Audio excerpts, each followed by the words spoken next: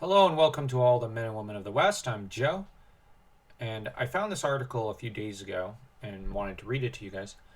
I didn't plan to do another article video, but there was some information in here that I found fairly interesting. I'm only going to read a little bit of it, and this is a very recent article. Now, the first key point of information to kind of take in is that this article announces the deadline for, or the release date, of D&D Honor Among Thieves, Mouse 31st, 2023. Also, according to this article, let me see, where is it? The story takes place in the Forgotten Realms, one of the largest D&D universes out there. Now, Forgotten Realms is a universe I've always found fairly confusing, and I've had requests recently to read several of the books, which currently thinking about it. I'm mostly familiar with this universe for Neverwinter, the MMO game, which is pretty fun. Now, I haven't made it very far into the game in recent months because I've been distracted by real life and whatnot, and by all the time it takes to make all the YouTube videos that I make. And this is where the last part of the video is going to be centered around. Does Wizards of the Coast care about canon? Ooh, and I really like this photo. This is very lovely. And they ended up pretty much posting on a blog clarifying that Wizards does not regard material produced for the Forgotten Realms and other settings outside of 5th edition sourcebooks as canon for the game. So basically the answer is no, not really. And from what I understand it, there are different realms within the Forgotten Realms. So I think that's how it works. So they can kind of do that. But on the other hand, I don't know how people are going to take that. I think they're probably going to aim for something along the lines of the MC universe, which they kind of mention here isn't canon for the versions of the characters in Marvel Comics. Yep.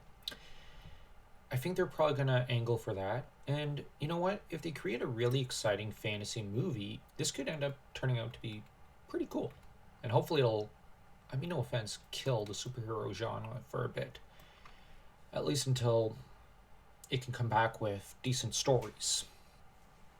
And hey, if you enjoy that genre right now, love what you love, don't listen to me. I just have had fatigue towards it since about 2013 because, well, I kind of moved away from superheroes. Though, I imagine there are still some good movies out there based around that genre, so it's not good to overgeneralize, is my point. Over the past few years, a strange trend has developed in big franchise filmmaking. Oh, yeah. Pretending a character in the movie who's clearly from the canon is some new character, even when it is very obvious who they are. Okay. And yeah, gets in. You have the filmmakers behind blockbusters like Star Trek Into Darkness and Spectre, among others, swore up and down that characters who were obviously Khan and Blofeld were not in fact Khan and Blofeld. Moments that were supposed to play as big twists in these movies felt unearned and hollow, as audiences were supposed to gasp at reveals that had been guessed months prior and were also meaningless for the characters within the story. Yeah, I have noticed that trend. I think that they're all trying to achieve the same kind of big moment that was kind of gotten in movies like Empire Strikes Back or Halloween 2 with the reveal of Darth Vader being Luke's dad or Michael Myers being the brother of Laurie Strode, which in both cases I found that the twist worked really, really well. I may prefer the Star Wars prequels to an extent, but I'm going to be honest, I really do like that decision in 1980 that George made, or I should say 1979, given the novelization, I think came out a year earlier to the movie. So, you know, these are plot twists that work really well. And, you know, they out to be venerated in cinematic history. But I think that people are wanting to imitate that kind of thing, and think plot twists make the story. No, plot twists should not make the story. That should be the spice. They're mistaking the spice or the pepper for the actual meal. What if Forge Fitzwilliam not only bought his way into politics, but into a whole new identity? Yeah, okay. And, you know, he points out that this doesn't really work. And I have the theory that maybe Forge, I think it is, Fitzwilliam, they may be making a new character who essentially is Deckelt, Never Ember, but with a different name. They might be doing that. They have done that recently.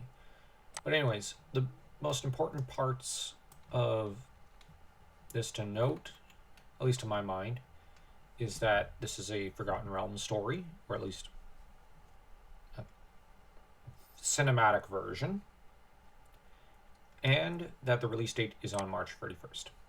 So, hope you all liked this video, and if you did, don't forget to smash that like and that subscribe button, as though you were Sky trying to take down Sturm.